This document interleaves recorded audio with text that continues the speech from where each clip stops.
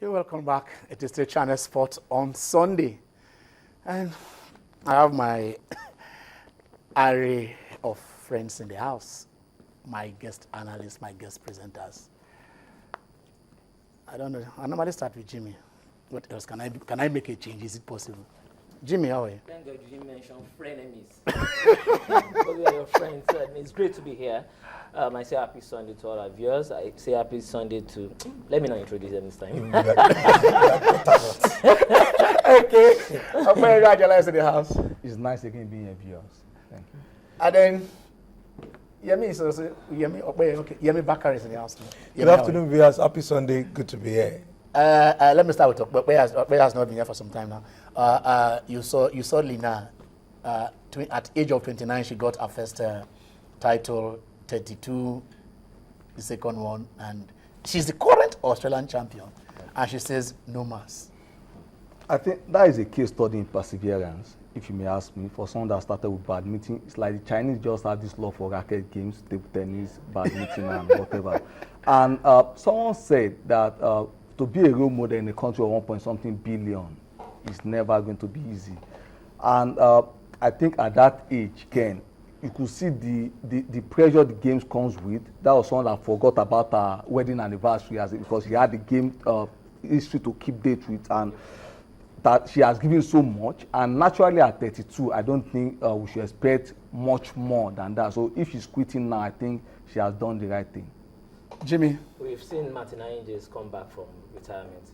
We wait to see maybe she will want to come back, but it doesn't look so. She looks like someone that is contented. Over-contented. She's the second highest earning female athlete. Apart from Shugapova. Off the court. Yes. Of the court. She's so much endorsement. And it's got to be said, she's one pace-setting trailblazer. She's giving a lot of hope to the Chinese, to the Asian continent, so to say. And I mean, a lot will go into studying who she really is. Like Okpayemi said, at the age of 9, she was actually meant to be a badminton player. You know, it tells you a lot about your discovering the real talent in you, the real person in you. At times you start off, you know, maybe doing a particular sport, but you discover you probably are more talented in another sport. And definitely, one good thing about this is the fact that you look at her career, very, very fantastic. You know? Apart from the badminton stuff that we talked about, she went to the university, coming back, won her first WTA title in Guangzhou, China. Yes. You know, that was 10 years ago, a decade ago. Yeah, at the age of 32, you start asking yourself, what would you say about Serena? How would the world feel the day Serena says she's leaving tennis? That's exactly how we feel at this point in time, that Nali or Lina, so to say, you know, is leaving the world of tennis at this point in time. You know, she's got a fantastic career we all have to be very proud of, you know, doing so well, being Australian Open current champion. Yes. And she's retiring on a high.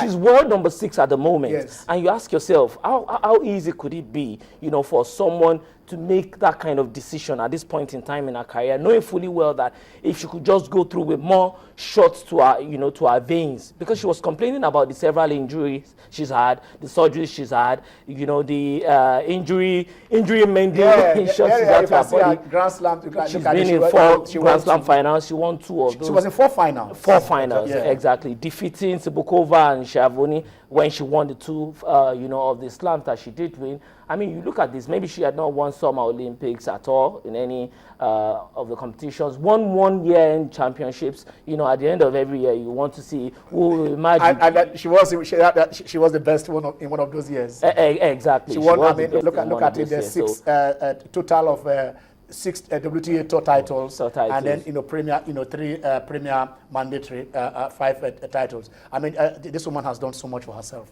Exactly. Yemi, it's time. I mean, she's quitting when the ovation is almost at the highest. Using the word of Martina Hingis, it's very sad that somebody like Lina is leaving the scene at this very moment. But also quoting her, going by what she said, she's living at a time when her body is complaining, when she cannot compete at the highest level, being 100% fit. And it's just better for you to go. A Chinese trailblazer, she has been dubbed in every sense of the word, she has been a trailblazer. Like Okoyemi rightly said, in a country of over 1.4 billion, for you to build that kind of legacy, being the first Chinese woman to reach the quarterfinal of a Grand Slam, being the first Chinese lady to Asia. exactly yeah. to win a continent. to win a Grand Slam. Yes. I think Lena has to really be proud of her achievement, and I love that she is not. Yes, she's not going to be playing the game at the highest level, but she's going back home to continue to grow the sport. She's setting up her own tennis academy. And also, this is also for our ministry of sports, because like my friends here actually pointed out, Lee was scouted. She was scouted by the country. They just pick you and say, this is what is good for you. You know, they put her in badminton.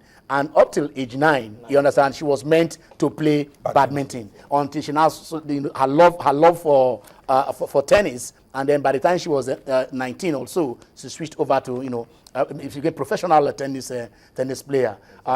We put our hands together for Lina, as you know, she lives when the ovation is high. That is the Australian Open champion retiring from tennis racket. We'll miss you, Lina. We'll miss you on court, but we know you are still going to contribute basically. I will also say that she was able to combine the home front with the husband is the manager, the coach. Yes, exactly. They actually took a risk, because by the time they say I want to break out, I mean we said it like, say, look, the Chinese nation said they want to use sports at all level, and then they discovered them at 2-3 years old, and they said, this lady, go and play badminton. And then by the time she was 9, she said, I want to play tennis. And even when she was playing tennis, she was still under the purview of the state, which means she can't make any money. She can't, you know, it is the money she's making, she divide with the state.